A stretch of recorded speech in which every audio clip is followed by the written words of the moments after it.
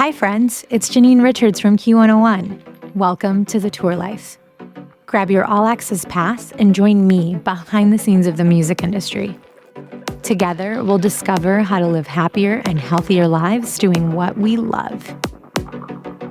Today's guest is a music producer, playback engineer, live show designer, photographer, film producer, consultant, and activist who has worked with artists such as Pentatonix, Lipa, Lana Del Rey, and The Lonely Island, just to name a few.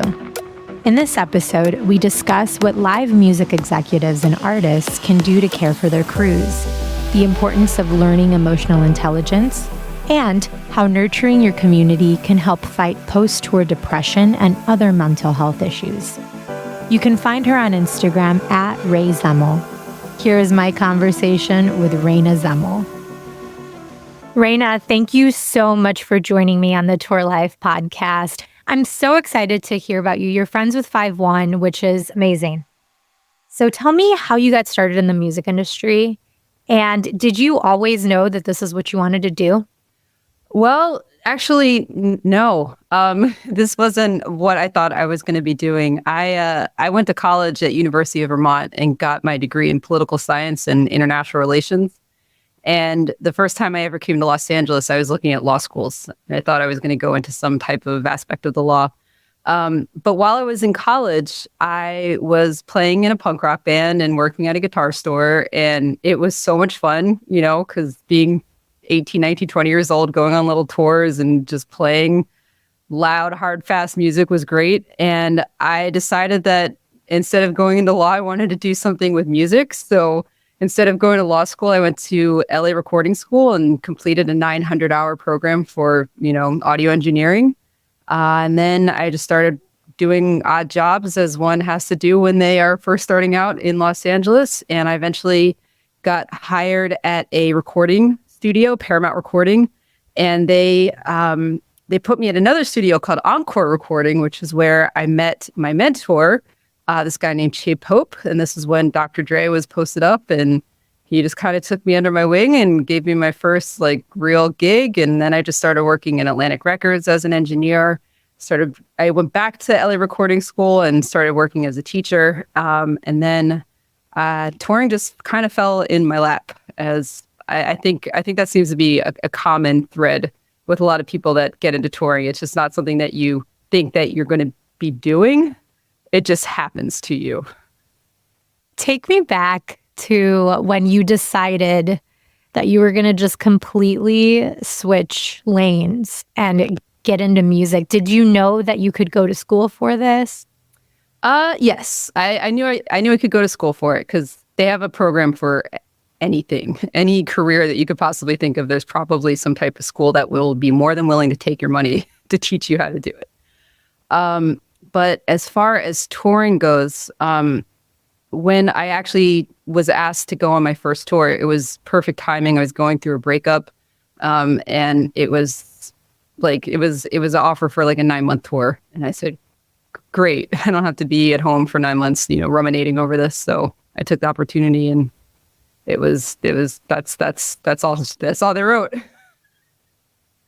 That's so interesting that you were kind of in a place where you were looking for a way out, a little distraction, and that's exactly what you got. Do you think that that's a theme? Yes. I mean, that's the great thing about touring, is that if you have something in your life that you're trying to escape from, it's a really good path to do that.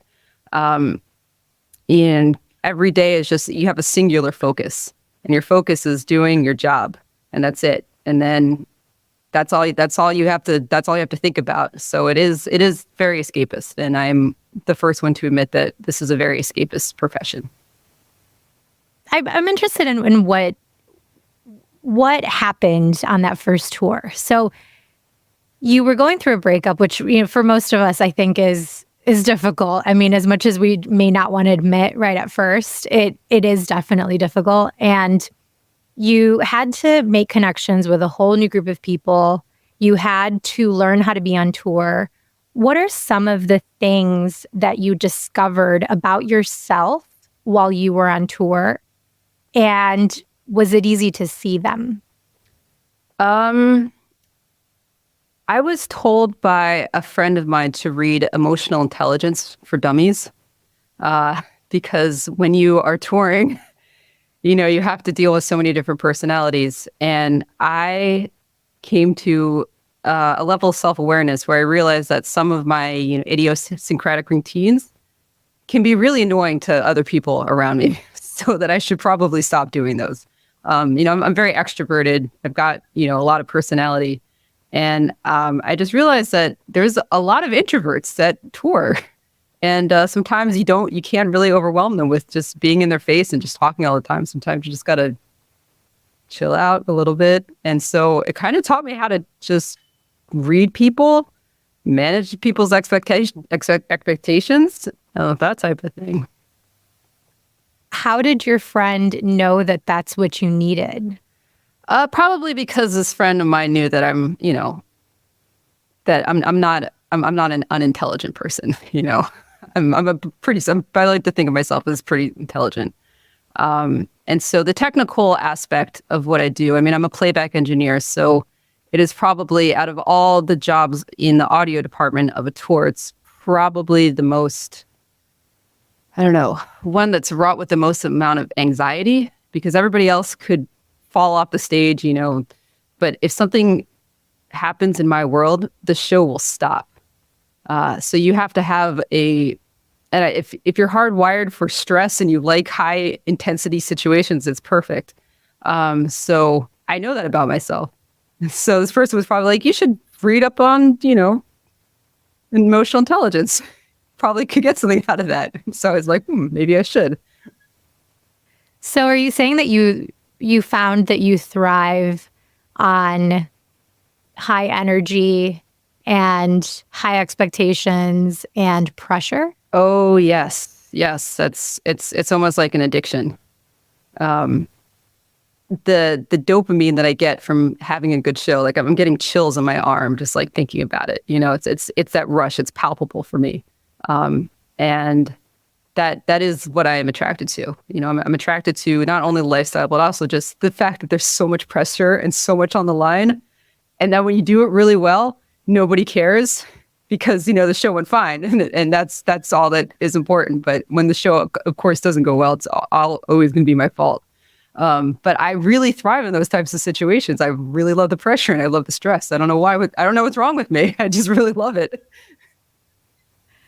Have you thought about why?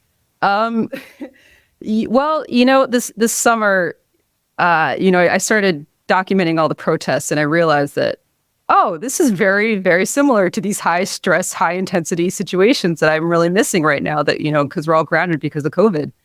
And my therapist was the first one to say that you might just be hardwired for stress. I think, just some conditions, what happened when you grew up, that's the type of thing that you're attracted to. And it's okay as long as you realize that that's what you're doing.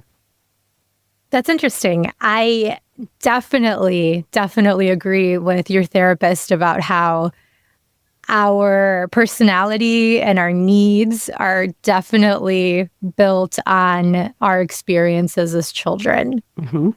I think it's nice that you were able to, at some point, realize that that's something that makes you and accept it. Was it always easy to accept it, or was it something you were shying away from?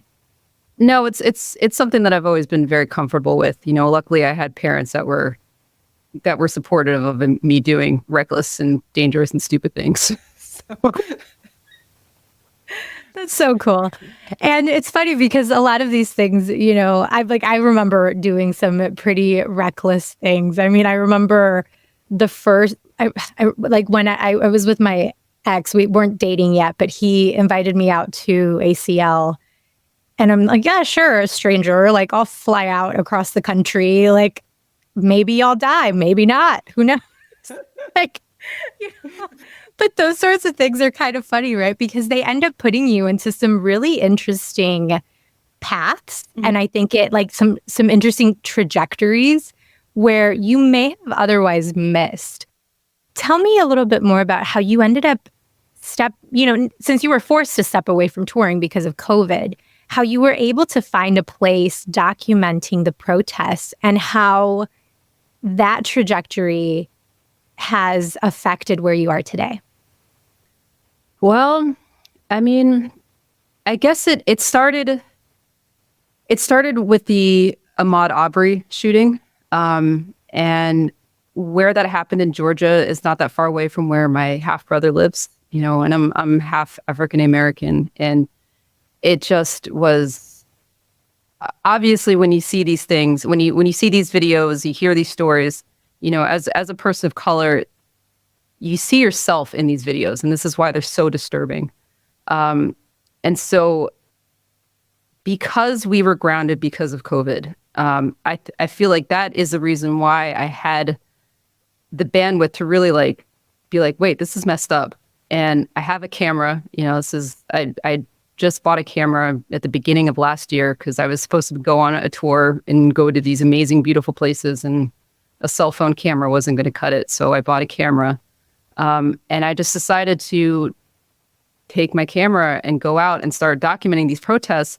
And part of the reason I did that is because I was seeing how the mainstream media was constructing the narrative of what this uprising was. And they were focusing so heavily on the destruction of property when that, to me, felt like such a side note. It seemed almost inconsequential to me that they are focusing on how terrible it is that, that these police precincts are burning down, that these Target stores are burning down, that these big box retail stores are burning down, but failing to recognize that these things don't happen in a vacuum.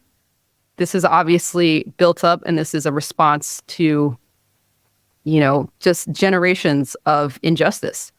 And part of the reason I went out and grabbed my camera and decided to go out on the front lines is because I was just really pissed off about the way that these uprisings were being portrayed in the media. So I wanted to get an on the boots, on the ground type of view, because most people now are getting their news from social media. So if I could just show what's going on and how police are acting, then more people will be a little bit more apt to be on board with, defunding the police, abolishing police, reimagining what policing could be in the United States. Yeah, I remember over the summer. So I live right next to a town named Griffith. It's in Indiana. And there, over the past few years, especially under Trump, there was this one particular bar that was super racist. I mean, the owner was racist. She had grabbed them by the pussy, on her marquee. And she always, there was lots of incidences of racism.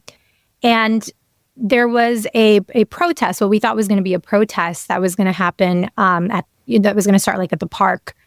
And it was really interesting because I wanted to kind of go see it. And my whole mentality was well, we've been trying to bring attention to what this business owner is doing. And, maybe we'll end up in front of her business protesting. That was kind of, where I was at. Well, I show up to the park and it was completely different, right? It was more of just a get together where people had a discussion. It was super peaceful. There were families there. I mean, it was amazing. But as we were driving through, there was a SWAT team. There was a helicopter. There were tons of cop cars, just parked down at the YMCA for no reason at all. When you talk about the difference between the perception and how the media portrays all of these things, and even just race relations as a whole, it's very clear to me the way that there's a discrepancy between reality and the way that people think things actually are. What are some of the things that you discovered in documenting these events? Well, I mean, I didn't really discover this. It just confirmed this, that I have no love for any police whatsoever. I've been tear gassed 23 times. I probably am suffering from some type of low key PTSD. When I went to, it was the third protest I went to. and it was the Fairfax riot. And this was an event that was sponsored by, it was put on by Black Lives Matter Los Angeles, and it was supposed to be just a couple hundred people, but everybody in LA turned up. It was insane. And I saw LAPD parking decoy cars and setting them on fire to rile up the crowd. And there was these, they had these buckets full of rocks and bricks that were underneath bus stop seats. And they're placed there by police. So it will give them justification for using excessive force against protesters. So after that day, it was such a crazy day. I mean, it was the first time I ever got tear gas. You know, I'm like running around. I'm scared out of my mind. The last time I got tear gas, I was like, let's put my mask on. I turned my back and I walked calmly away, you know. So first time as opposed to the last time. But it was, it's to me, it just seems like the solution is just so simple. Just stop killing people indiscriminately. Like, it seems so simple. But the fact that police are fighting so hard to be able to have a license to basically murder people without any type of accountability, there's something deeply flawed with our entire policing system. And I think it is so bad that it cannot be reformed at this point. I did a lot of self-educating, and I learned about the history of policing in America and how it started as slave catching in the South, and in the North, in the northern part of the United States, it started as union breaking. So it's the emphasis of police in America has always been to protect property over people. And I think that's honestly why they put protect and serve in quotes, to protect and serve. I mean, it's disgusting how the anger that you hear from people about just property being destroyed. How can you even equate that with a human life, first of all? I don't understand either. I mean, I remember that first week of the uprisings, and people are like, you know, it's terrible that, you know, George Floyd was killed like this, but the looting and the property destruction needs to stop. And I just remember thinking, like, that's totally opposite. It needs to be, this property destruction is really awful, but the killing of unarmed Black people needs to stop. That's the real issue. It's not, why are we protecting property and why are we putting that above the value of human life? Yeah, I completely agree. And it's a conversation that is being forced. And I've always been one to think that sometimes when you force conversations, things get messy. And that's the way that you get people to pay attention. And I think that's the way that it's happened in history. That's the way that it's happened in other countries. That's the way that change is made, by forcing people to pay attention. Because, I mean, even if you just look at the news today, there's other things that distract everybody. And there's other ways to ignore the conversation and ignore all of these things that were happening to make them seem like they were just little blips in time and that we're over it and we're done and we've moved on, which I think is how our country has really approached, you know, racism as a whole. Like they always look at it as something that happened in the past, something that's not there anymore, something that's different. You know, we're all different now. And I think it's complete bullshit. Yeah, we had a Black president, so racism is officially done. Oh my gosh. And I could go on forever. I love that you went out and you actually did something. For people who tour, I think it's something that you were used to doing every day, right? Like actually going out and doing something, getting something done at the end of the day, every single day. And then finding yourself in a place where you couldn't do that anymore. And then finding yourself in another place where you actually could again. Tell me about that. Yeah. I mean, part of when COVID hit and all the tours were grounded, I was in a dark place. I mean, I'm sure everybody was. But a lot of that was because I was missing my community. You know, I love touring because I love I love being with people. I love the relationships that I form. You know, it's almost similar to like military service, you know, because you're with these group of people. And I was missing that. And so when I started, you know, going to these protests and documenting them, I have met more people in the 6 months that I've been documenting these protests and doing and participating in various mutual aid efforts here in Los Angeles. I've met more people doing this in the past 6 months than I have in the 10 years that I've lived in Los Angeles. And these are all people that are like high quality, very like-minded. We just want to help. And this is really the most important thing that we can be doing right now, because everything, all these inequities, it's not just racial, it's not just racism, but it's just, it's classism. It's economic, inequities. All these things existed before COVID. COVID just shined a light, and it was like a stress test in all of our infrastructures. And clearly we failed because our infrastructures aren't strong enough to keep people safe and also keep industry going and also keep people safe from, the government, so to speak. We're talking today, and Mitch McConnell just basically blocked the $2,000 stimulus check, and this guy's worth like $24 million. So these things have always existed, but COVID, now that everything has stopped, we are now having to reckon with the fact that things have been bad in our society for a long time. And now we really have to deal with it. Otherwise, things are going to get worse, I think. Yeah, I love that you said that it shines a light. And that's how I describe Trump to people. I'm like, he's just the black light that is shined on our country that just reveals all the dirty spots. Yeah. I mean, there's a reason that he got elected, he got elected because people were really pissed about Obama being president for 8 years. They did not like that. Yeah, totally.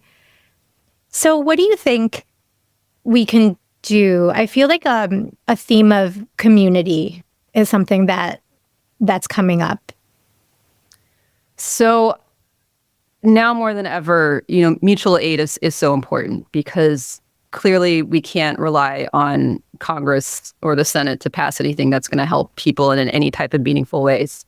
So for me personally, what that's meant is going down to Skid Row a couple days out of the week and just organizing like immediate needs, like food, water, feminine hygiene products, soap, hand sanitizer, masks, just getting people the immediate necessities that they need.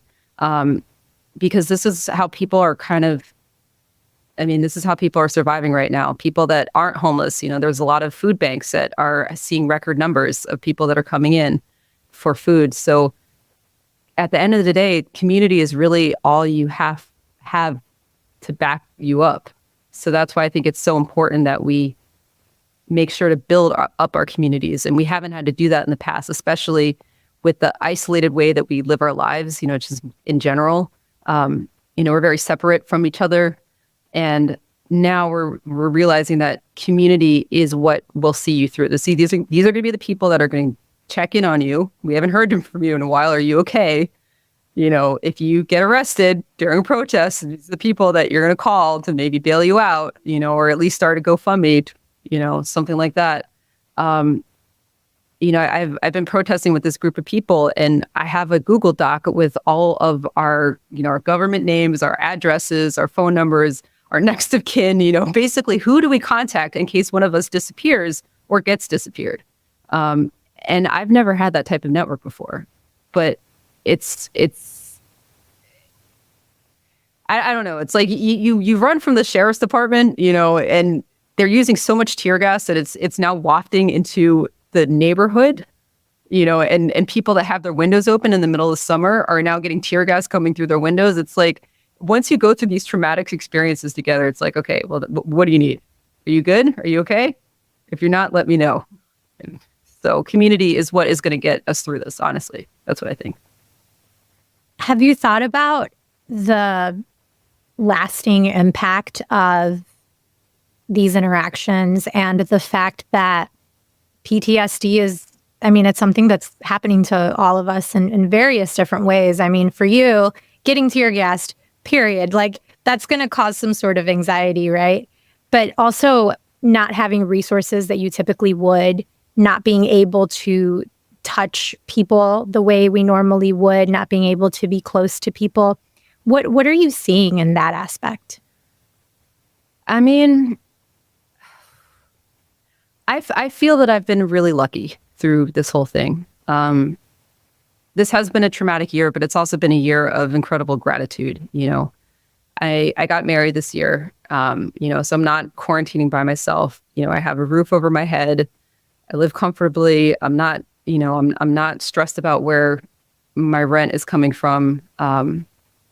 But as far as like the long-term lasting effects are, I think like a lot of other people, I definitely got radicalized this year.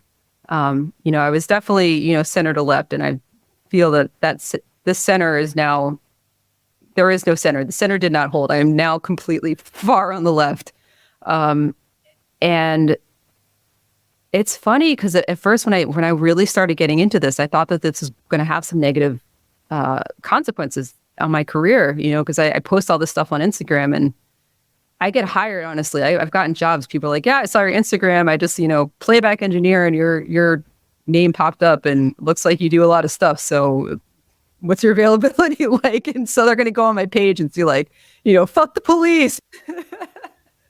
Yeah. So, I mean, I thought this was going to have some really negative repercussions, but people started reaching out to me being like, hey, do you want to help us like do a phone bank for Joe Biden? And while I'm not a huge Joe Biden fan, I don't really think that anything is going to fundamentally change under Joe Biden.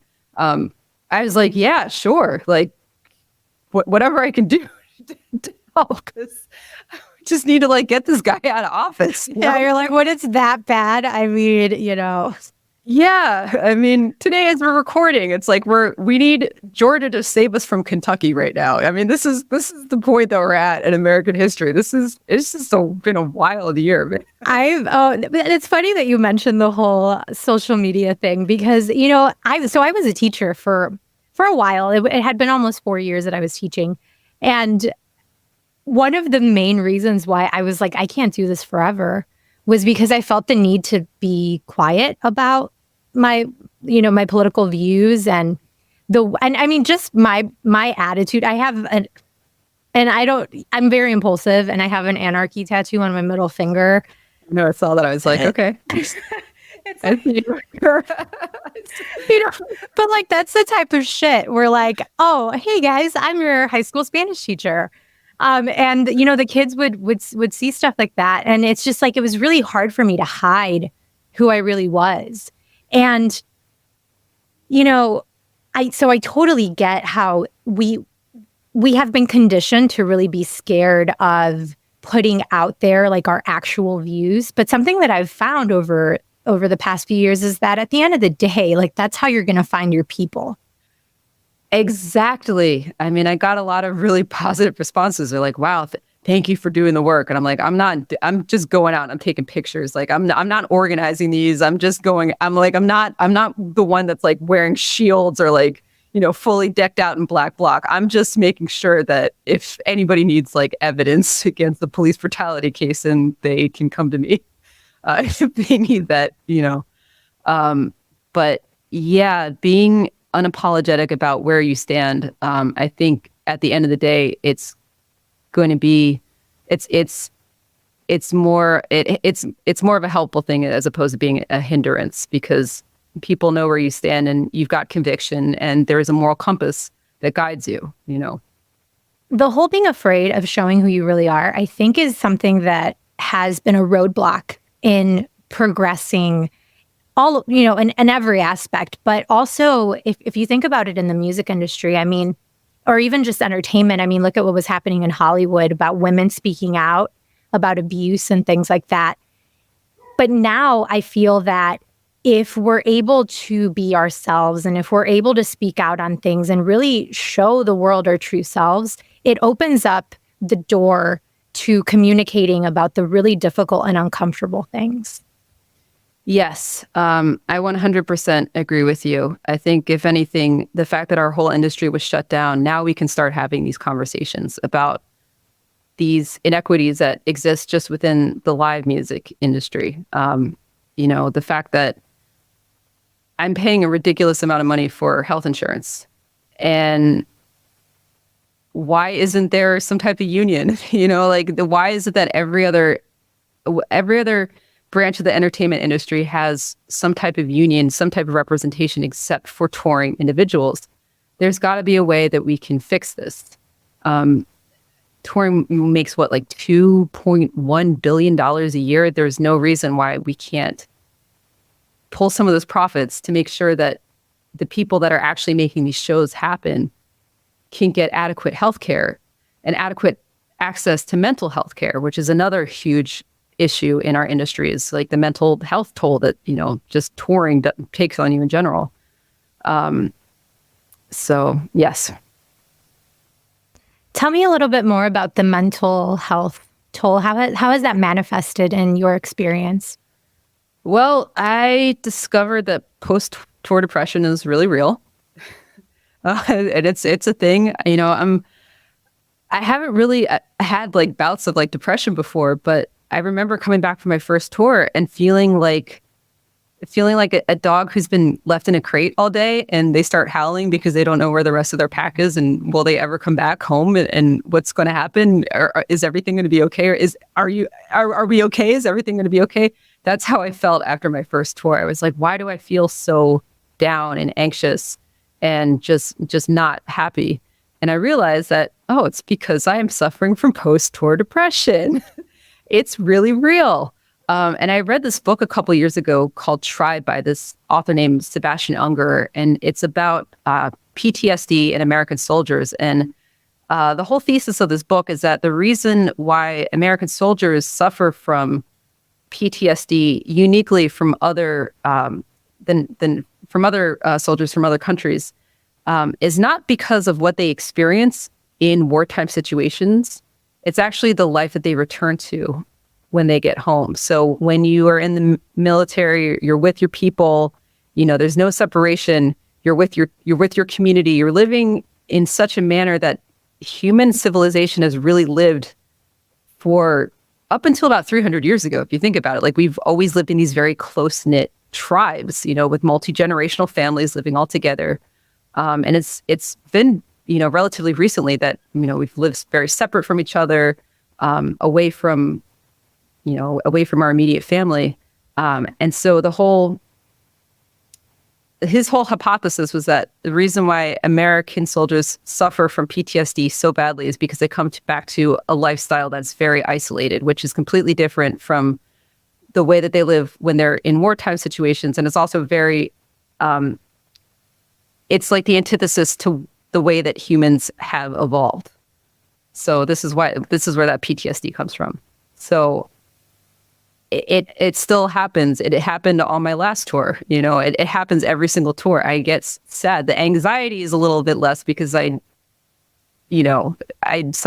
now more than before in the past, I'm like, okay, I've got another job lined up, so I don't have that anxiety. But it's just like I miss my people. I'm still on a food pun text thread from 5 years ago where we just do food puns. But that's what keeps you connected, right? Exactly. You know? So it's the mental health thing is it's that post-tour depression. I understand why people, drink or do drugs. It's because you're trying to numb yourself from feeling these feelings. And then you numb yourself to such a point where you're just like, wow, I would like to feel feelings again. And then you feel all the feelings. You're like, oh, nope, I got to stop this. So it's like this negative, this negative cycle. Something that I find really interesting is that you mentioned that whole dynamic of the American way of life, which is basically our entire adolescence. We're just thinking about the way that we're going to leave our parents and what we're going to do to go away and move across the country. Mm-hmm. And then we have these modular families that basically, you have the mom and the dad and maybe a sibling, maybe. I mean, I was practically an only child most of my life. My brother wasn't born until I was almost 10. And my family, and we're immigrants. And so it was really interesting because I feel like with immigrant families, it's one way or another, right? Either you're still really close to your family, especially if you live in a bigger city, But if you live like in a suburban type of life, you're actually very distant from your family. But that definitely has a big impact on the way that our mental health is affected overall, because I noticed, at least for me, it was harder to connect with people because I wasn't close to my extended family. It was kind of like, it was always a very like individual type of lonely life. I don't want it to sound super depressing or anything, but it's totally different from like my family in Mexico. I mean, everybody was close. Like there was one point where like my aunt had what did she have? She got a job that was closer to like my uncle's house. So they just traded homes. I mean, like that sort of thing just happens all the time, right? Or like, and you have like multi-generational homes all the time. And so I feel like I always witnessed it to be like a happier life, even if they didn't necessarily have all the luxuries that we did here. Mm-hmm. Is that kind of like what you're getting at too? That maybe has an effect on the way that we handle being alone? Yeah, absolutely. I mean, at least my personal metric for happiness is the health of my relationships with people. And it doesn't matter how much they can try to sell you on this, like owning things will not fill the void that people and interactions create within you. There's no thing that can substitute that. So yeah, absolutely. I think that that isolation, being away from family. I mean, I'm very close with my extended family, and they all live in Pennsylvania, and I'm here in Los Angeles. And this year has been super hard because I haven't been able to see my family, and it also makes me really thankful that I have a family that misses me, and that I have a family to miss, and that, there's people out there that care about me. But yeah, it's this American way of living, it's like this rugged individualism. It's this reason why there's this mask debate, like, well, no, it's my body, my rights. It's like, no, let's think about what's good for the greater collective. Like maybe it's not always about what's important for you individually. Maybe it's about what's important for you in the context of everybody else in society, Yeah, I mean, it's really a culture change that needs to happen, I think, across the board. But it was interesting because I did a webinar. What's today? Today's Tuesday. So yesterday. I'm like, March. Yeah, I'm like, I don't even know. But anyway, so yesterday.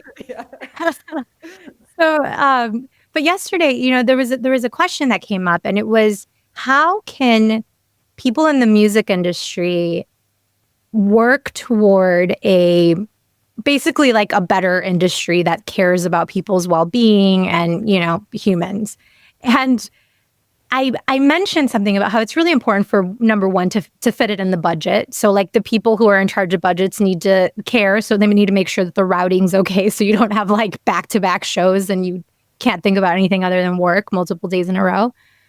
So, that's one thing, right? But it kind of placed a lot of the responsibility at the top.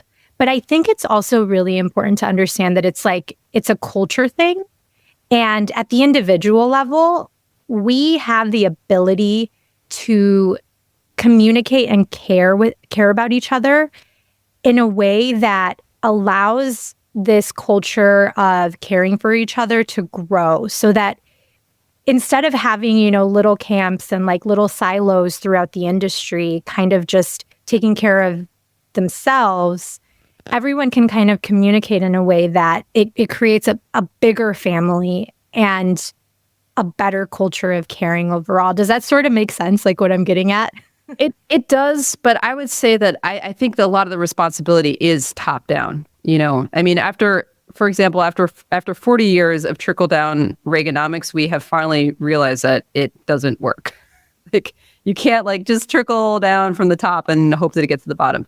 No, wealth always wants to consolidate at the top, and then you kind of and people at the bottom get the scraps. And that model is very prevalent in the music industry. You've got artists and they make a lion's share of, the profits, and then, and then it gets trickled down to the people that work for the artists. And I think what actually needs to happen is that there needs to be I think as individuals in the music industry, we do need to start organizing ourselves so we have some type of collective bargaining, because there's no HR department in tours. I am the only woman of color, queer woman of color, playback engineer in the entire industry.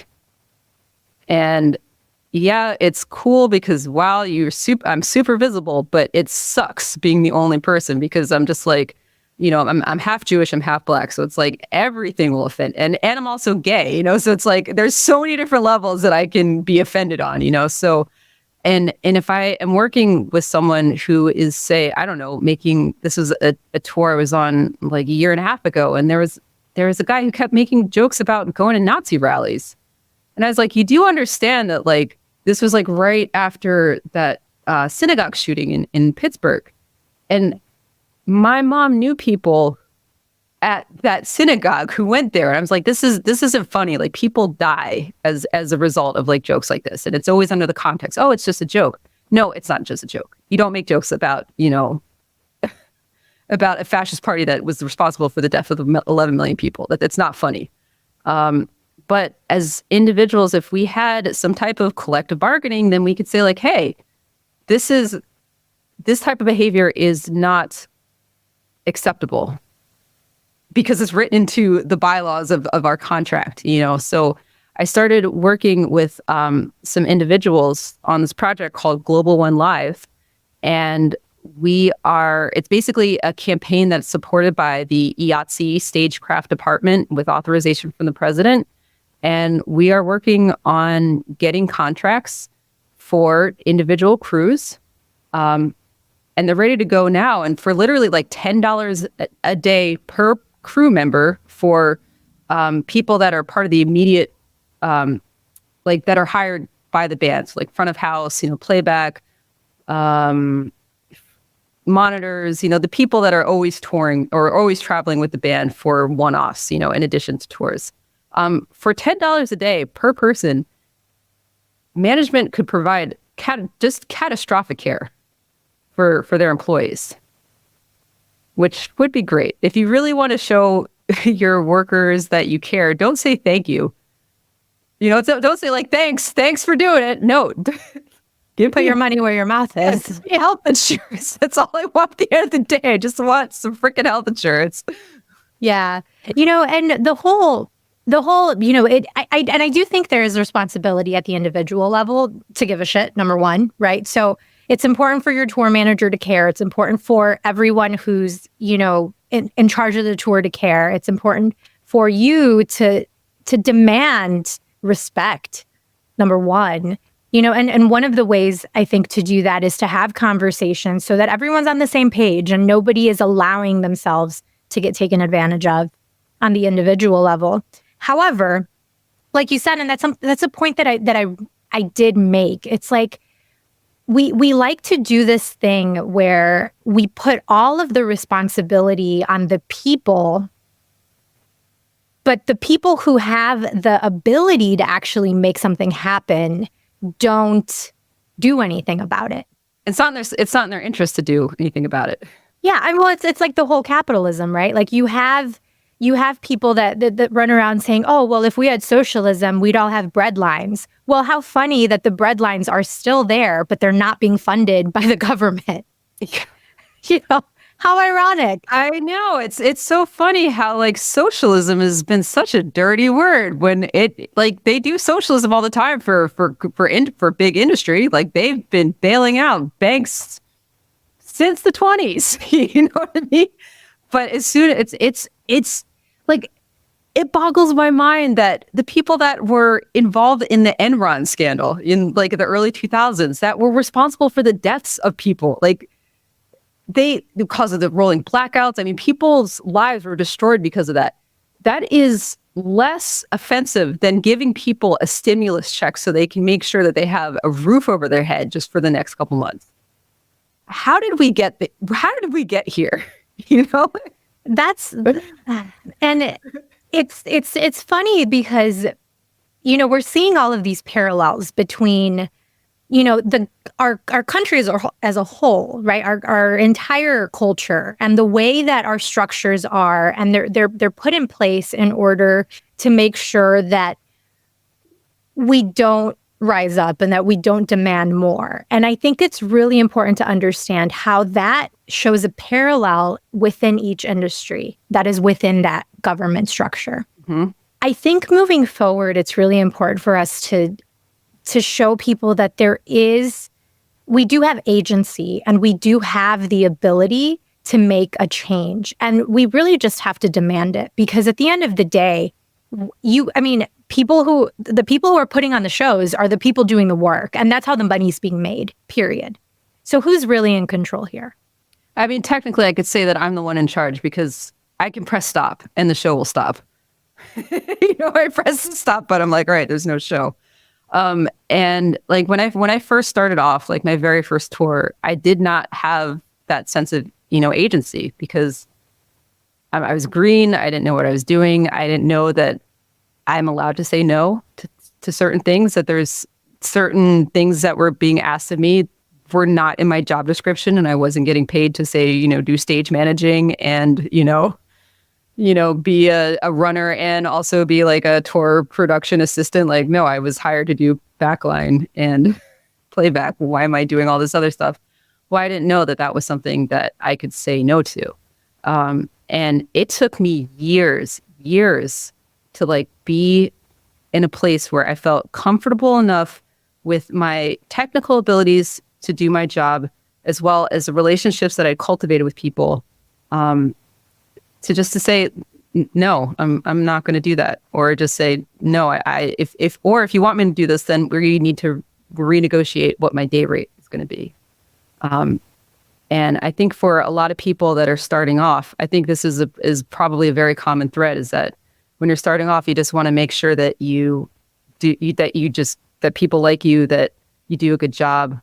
Especially me, I'm feeling that pressure even more because, God, if I have to hear, wow, this is the first time I've ever seen a female.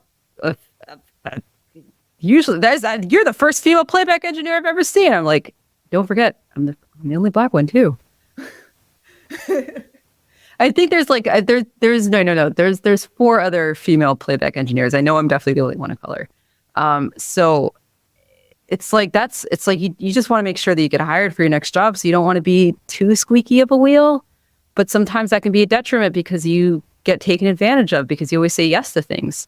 So I think if there was like, if there was like an HR department to be like, no, wait, that's not in her job description, then it kind of offsets that responsibility on the individual to management, which I think it's like that whole argument that people were making when climate change was really starting to get into the cultural vernacular. It's like, well, this is what we can do individually to help combat climate change. No, it's not about like changing your light bulbs. It's about like, the agricultural industry being responsible for like 70% of like the greenhouse gas emissions. There's no way that me changing my light bulbs to like is going to offset that. Like, come on. And you're not the only one that has brought up this theme of having what we would call in any other industry just HR, right? Mm-hmm. And it's really having that neutral person that is only in charge of making sure that that protocol is being met and that people are being taken care of and that nobody's getting taken advantage of. And that hasn't existed. And I think the nature of people in touring, where most of the time you're a 1099 contractor and you really don't have any protections because of that, I think that's where one of the problems lies. And I find it really upsetting that more and more of our economy is turning into this gig worker, freelance sort of situation. And I don't think it's leading to anywhere good. And I feel like it may be time for us to demand a little bit more so that it doesn't happen. And I think a lot of it has to do with the fact that companies don't want to be responsible for people. No. I mean, that was part of the reason why this bill hasn't been able to pass, because they don't want to offset the responsibility of protecting workers from COVID onto companies. They want to offset that onto the workers, which is, I mean, essential workers are making what, like $15 an hour at a grocery store, and you want to put, If they're lucky. and you want to put the responsibility of not catching COVID when they're interacting with the public onto them, when there is, say, the company that they're working for is a chain that is making billions of dollars a year. Why is that responsibility always being put on the people that have the least amount of power? And I think that's where the opportunity in this time is. So where we are right now with COVID happening, and it's shining a light on all these cracks in our infrastructure. Now that everybody's grounded, nobody's, traveling around the world, completely distracted by whatever tour is going on, whatever job they're doing. Now we can be like, wait, we can do better than this. There's definitely a way that, artists can still make the money that they want to make, and also workers can be protected from being harassed, from sexual harassment, from racial harassment, from, like the last tour I was on, I had a tooth, like a tooth that came out, like I had a crown that came out. And thank God I was on a tour that had a great production crew that was just like, all right, I went to their office at 10:30 in the morning. I was like, hey, my tooth fell out. I was in Australia. My health insurance doesn't cover me when I'm in Australia. It was gonna be like $600 to get it fixed. And he was like, no, we can't have you we can't have you not being 100%. Went into the office at 10:30 a.m. By 12 p.m. or I was in a dentist chair, and by 2 p.m. I was back back at the show. But I got lucky because I was touring with a band that really takes care of its people. Not everybody is that lucky. So I think that there needs to be a protocol in place to protect people, because the responsibility, having it being shifted onto the workers, clearly isn't working. It's not working on a national scale. This is why we're seeing all of the unrest that we're seeing right now, is because of the responsibility of powering the economy falling on workers when they get a sliver percentage of the actual wealth that they are producing for the top 1%. 100%. And I think this is a theme that needs to continue, and we need to continue the conversation, and we need to start demanding more, period. I mean, there's nothing else to it. So what is something that you would say to everyone that also recognizes that there's an issue and that we need to handle it, and we need to do it while we still can, while everybody's grounded? I think honestly, this issue of a union, I think is probably the most important, because if anything, the word union has kind of been made into a dirty word, because a lot of people, it's almost like the way that the police have worked. It's like it needs to be reformed. The way that especially like the IATSE works, and the local crews and whatnot. But I think that there needs to be in place some type of structure that at least gives health insurance to people that tour, that for touring crews, because of the fact that it takes such a toll on you physically. There's a lot of times where I've gone a couple days without sleeping, or where I've had a show that starts at like 3:00 in the morning, and then I have to be up at 6 for an 8 a.m. flight, to go back into rehearsals, and then you do that for like a month straight, and then your body is just a wreck after that. So something to address the fact that people need health insurance. People need health insurance to combat the mental fatigue and the mental stress that happens, that is so prevalent within our industry. I mean, the suicide rates for touring individuals is like much higher than it is for most other industries. There's something inherently wrong with that. So I think that if we just get healthcare, that's all I want. If there's anything that I want for 2021, it's healthcare for everybody in touring. so we can all get the health insurance that we need, that we can all get the help that we need, so that when this happens again, there's going to be more pandemics.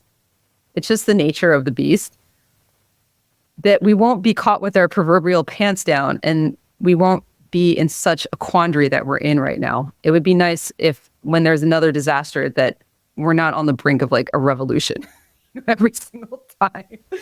Feel like, okay, we got this. I mean, they're having concerts right now in Australia and New Zealand, and it's not like these governments are run by capitalists that are like any better. They just understand that there needs to be a society in order to function. You have to pay people. You have to make sure that you're not taking away their health insurance in the middle of a global pandemic. So I think that's the end of the day. I just want health insurance. Hi, I'm Rayna Zemel. I would just like health insurance. I completely agree. And there were so many times in the past few years where I was like, if I just didn't need health insurance, I could do what I really wanted. Right. If I just didn't need to go to a dentist, if I didn't need to go to a doctor, things would be fine. Then I can do these reckless things like, run in front of, police barricades. Well, I think you definitely are an example of the heart and the soul of the entertainment industry. I mean, I feel like we're all misfits, and we're all people who are willing to fight for what's right. And we're willing to fight.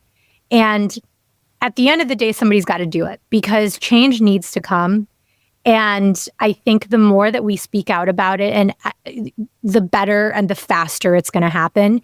And I encourage anybody who's listening that wants to join the conversation to reach out to people. If you know anyone who is influential, if you know anybody who can help, anybody who has experience with these things, who knows how to get insurance, anything like that, please have the conversation and try to connect with people who can work together to make it happen. Because if we go back to one of the main things that I think is helping everybody through this, and you too, Rayna, is community. So let's work toward growing a stronger community and actually getting some shit done.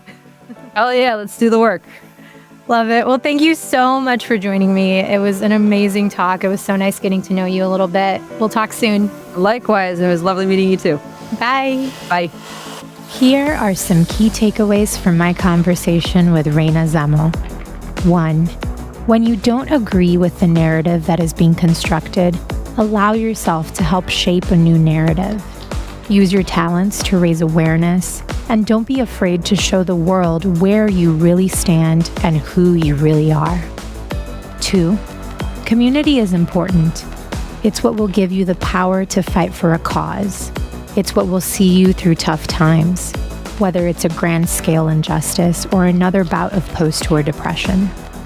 3. Things will never fill the void that people and human interactions do. There is no thing that can ever substitute that. Cherish your family and friends, and make time to see them or talk to them as often as possible. Schedule it into your day. 4. Don't ever underestimate how important it is to speak and listen with emotional intelligence and kindness.